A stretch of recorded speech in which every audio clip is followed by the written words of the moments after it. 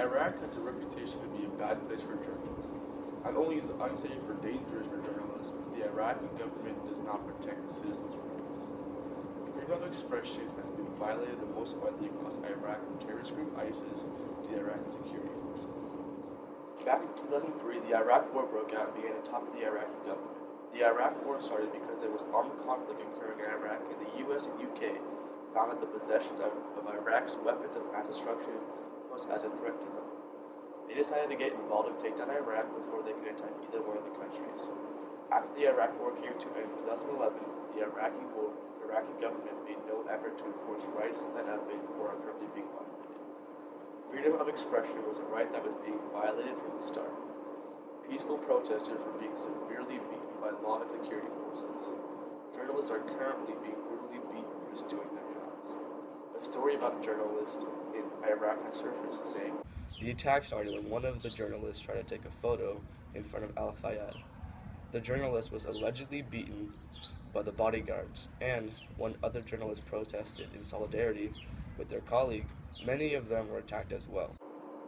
This shows that journalists are constantly being threatened and beaten, although they are just doing their job and minding their own business.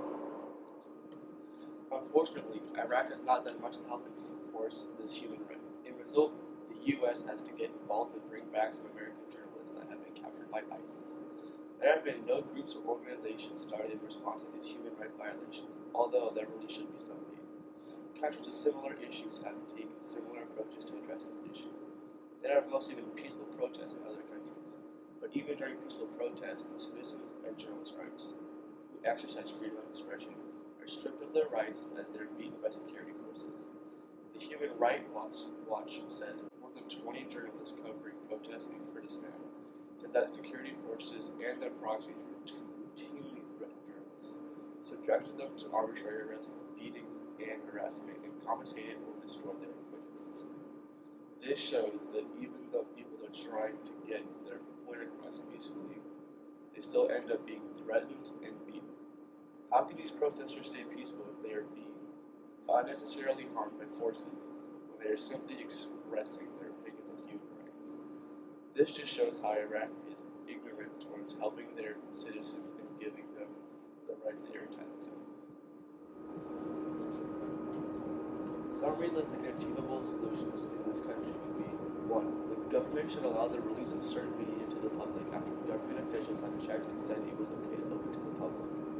This would help the country by not having the journalists be constantly threatened or beaten by security forces, and, in result, the rate of journalist attacks would decrease by a lot. 2. Security forces should only threaten or use any kind of force against protesters if they begin to cause any harm or seem like they are going to begin harming others. If there is no probable cause to harm anyone, then there should be no need for security forces threatening innocent and peaceful protesters. 3. There should be more effort and concern from Iraqi law enforcement for journalists that have been captured by ISIS. It seems to be that the country of Iraq shows no concern to rescue or save any captured journalists.